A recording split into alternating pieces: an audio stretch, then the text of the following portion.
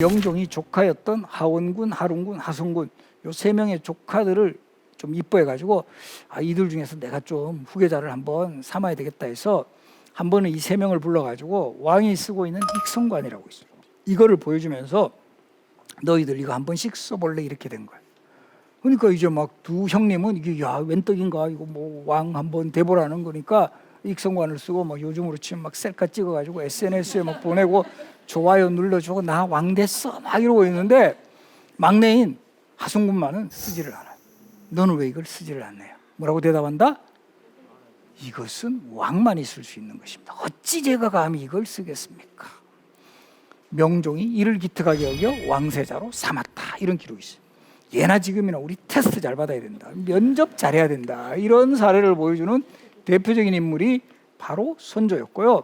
바로 이런 일화에서도 보듯이 상당히 총명했어요. 특히 왕이 되었어도 상당히 그 기존에 그 어떤 뭐 보수 세력 이외에 살인파 세력이라든가 이런 세력들도 적극 등용하고, 우리가 잘 알고 있는 율곡, 이이, 유성룡, 정철, 오성과 한음의 주인공인 이항복과 이덕형, 이런 사람들이 다 선조 시대에 등용되는 사람들이에요.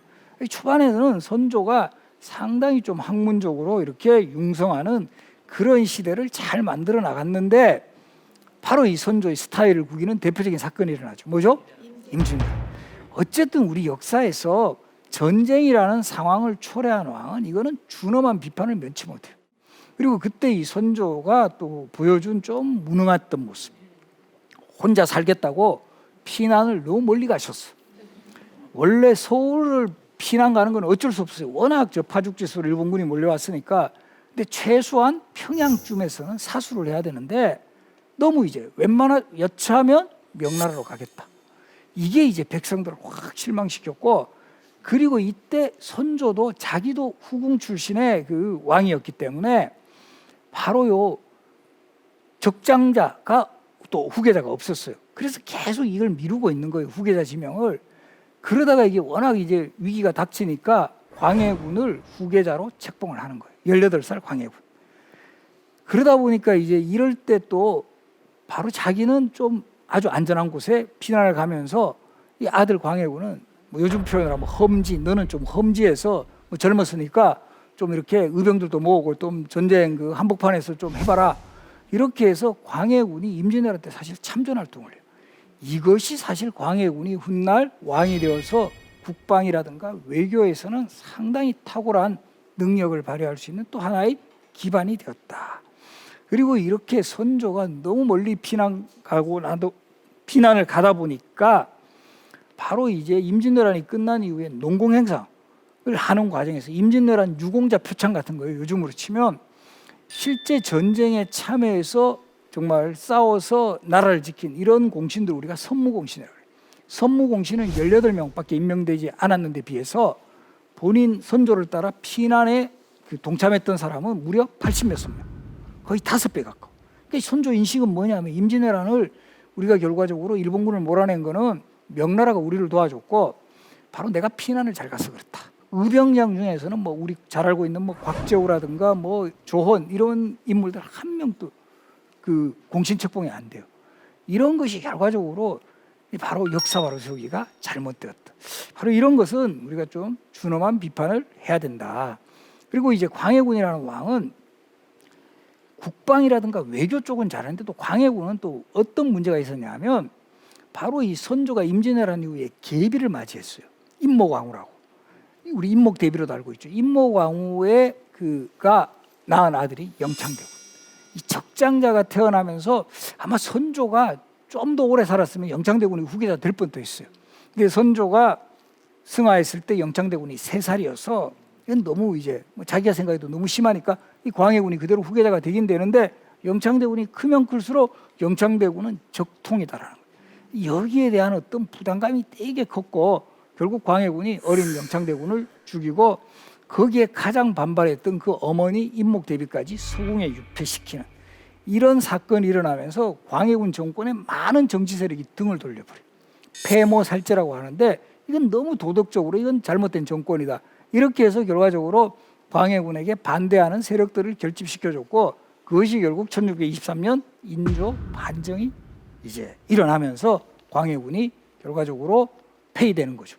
그래서 이제 인조가 왕에 오르니까 광해군을 완전히 이제 그 패륜 정권으로 몰아가면서 광해군 정권 때 했던 것들은 모든 것들을 다 바꿔버려요. 특히 광해군은 그 당시에 우리의 전통 우방국인 명나라보다도 이제는 신흥강국 후금이 강성해요. 광해군이 이제 그 전쟁도 겪어보고 하니까 저 계속 명나라한테만 우리 의지하다가는 이게 큰일 나겠다. 그래서 후금하고도 적절하게 외교 관계를 맺어요. 바로 이런 외교 정책 때문에 광해군 때는 이 후금, 즉 오랑캐가 조선을 쳐들어오지는 않았어요. 그런데 이제 인조 반정이 일어나니까 광해군 때 했던 것은 하나부터 열까지 이건 다 문제가 많다. 이렇게 되면서 다 뒤집어 버려요. 외교 정책도 확 바꿔버립니다. 친명 배금 정책. 명나라하고 철저히 사대하고 친해져야 되고 저 오랑캐가 세운 저 후금은 우리가 적대시해야 된다. 이렇게 되니까 후금도 가만히 있지 않죠. 실질적으로 명나라보다 군사적으로 더 힘이 큰 이 후금을 자극하니까 결국은 조선을 쳐들어오게 되죠. 1627년 정묘후란. 이때는 형제관계 맺고 일단은 물러갔어요. 그러다가 다시 이것에 대한 맹약 같은 것들을 조선에서 제대로 잘 안 지켜나가요. 사실은. 그러니까 이때는 정말 지금도 참 한심한 게 뭘 믿고 그렇게 큰 소리 뻥뻥 쳤는지 모를 정도로 진짜 준비 없이 그냥 막 말로만 떠드는 거예요. 그냥 명분상으로만 저 오랑캐 놈들 이것들이 우리한테 감이 되들어 이러다가 결국은 정말 치욕적인 전쟁. 1636년 12월 병자호란이 일어났고요. 결과적으로 인조가 남한산성에 피난 가서 47일 버티다가 결국 그렇게 오랑캐라고 여겼던 청나라 황제에게 항복을 하게 되는 치욕적인 항복. 3번 절하고 9번 머리를 조아리는 3배 구고두례를 하는 치욕적인 항복의식을 하게 되죠. 그리고 여기서 그치지 않고 청나라 쪽에서 조선의 왕자들을 인질로 청해 보내라. 이렇게 해서 가는 사람이 소현세자, 복림대군. 그래서 이 두 사람이 청나라에서 인질 생활을 하다가 8년 만에 돌아와요. 그리고 이제 앞으로 소현세자는 차기 왕이 될 인물인데 이 귀국 후 8년 만에 돌아왔는데 2달 만에 의문의 죽음을 당합니다. 실록의 기록에서조차 이목구비의 7구멍에서는 피가 흘러내렸고 온몸이 검은빛이었다. 독살이 되어 죽은 사람 같았다. 라는 그런 의혹이 들 정도로 아주 이 독살설이 아주 강하게 제기되는 인물이고요. 그럼 정말 소현세자는 독살되었을까? 저는 독살되었을 가능성이 많다. 왜? 그럼 주체는 누구냐? 인조일 가능성이 많다. 왜? 소현세자는 저 청나라에서 심양에서 인질 생활을 하면서 이제까지 오랑캐라고 우리가 알았던 저 청나라가 우리보다 훨씬 정치적으로나 경제적으로나 문화적으로 선진국이다. 내가 왕이 되면 저들의 문물을 적극 수입하겠다. 이런 생각을 하는 거예요. 돌아와서 아버지하고 이야기하는 게 안 맞는 거예요. 인조는 이렇게 당한 저 오랑캐 놈들에게 우리가 반드시 복수를 해야 되겠다 이렇게 생각하고 있는데 아들놈이 와서 아버지 그런 생각하시면 안 됩니다. 우리가 저 오랑캐라고 보면 안 돼요. 우리보다 훨씬 더 잘 살고 있습니다. 우리가 저들의 문물을 수용을 해야 됩니다. 갈등이 일어났고 그 과정에서 이 소현세자가 의문의 죽음을 당했고 그리고 정말 병으로 돌아가셨거나 하면 그 아들이 3명이나 있었어요. 소현세자 아들. 마지인 석철은 10살이었거든요. 아직 인조는 돌아가시지 않은 상태고 충분히 앞으로 왕을 할 수 있는 위치에 있었는데 이때 이유는 나이가 어리다 라는 이유로 이 소현세자 아들들 다 제끼고 이 2번째 아들 복림대군을 후계자로 지명을 합니다. 이 복림대군은 딱 느낀 거죠. 아버지의 이제 그 어떤 지침은 저 청나라에게 복수를 해달라. 그래서 이 복림대군이 형인 소현세자를 결과적으로 보면 대신해서 왕이 되고 나서는 정말 그야말로 자나깨나 국보를 외친 거예요.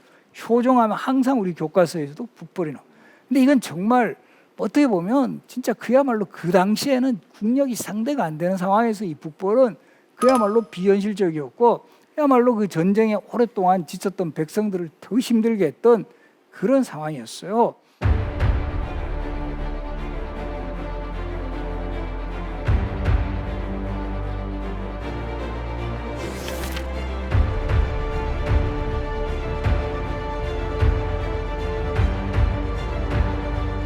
천종 다음 왕이 숙종인데 정말 적장자로서 제대로 왕권을 행사한 유일한 왕이 어떻게 보면 숙종이에요.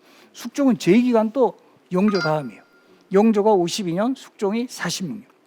근데 숙종은 좀 억울한 게 많은 왕이에요.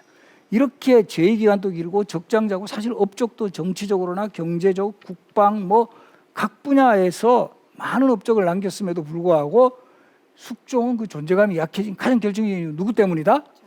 장희빈 효과가 너무 큰 거야.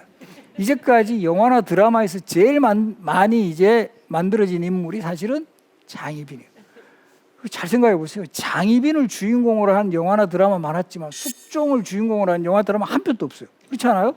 그러다 보니까 항상 장희빈의 포커스를 맞추다 보니까 장희빈과 라이벌이었던 인현왕후라든가 뭐 최근에는 뭐 숙빈채 씨 항상 궁중 여인들이 주인공이에요. 그러다 보니까 숙종은 그냥 뒷전에 있는 그런 왕으로만 묘사되었는데 사실 숙종이라는 정통성을 바탕으로 46년 제위했던 왕이 있었기 때문에 우리가 잘 알고 있는 영조, 정조 시대가 가능했다.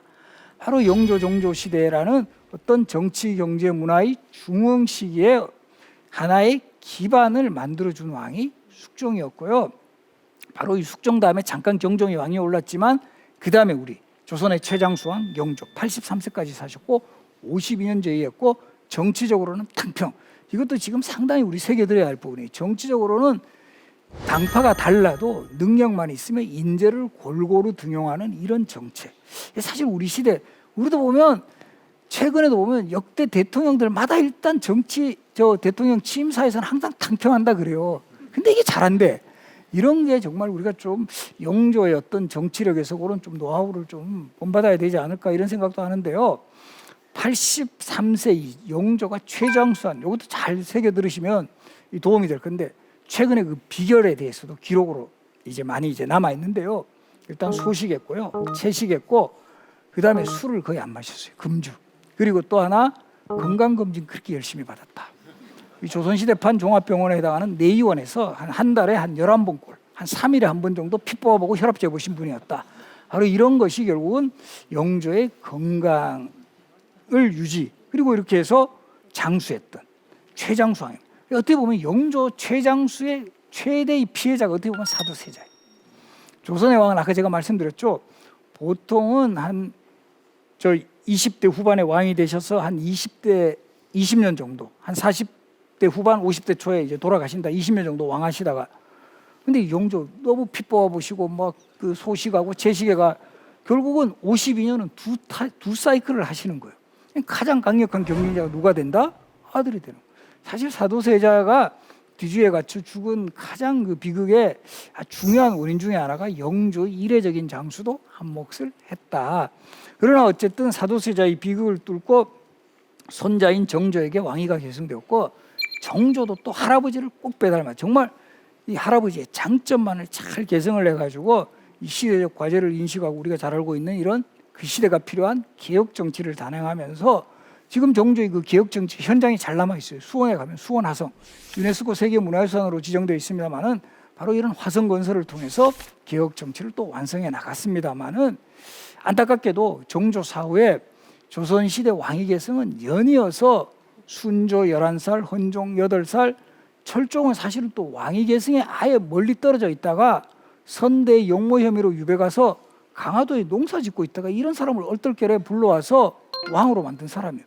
그러다 보니까 왕이 제대로 정치를 하지 못하고 그 빈틈을 소위 세도 가문, 안동김씨, 풍양조씨, 뭐 반남박씨, 경주김씨 등등 이런 소수 세도 가문이 권력을 집중해 나가면서 이 정말 이제 백성들이 가장 힘들어지는 거예요.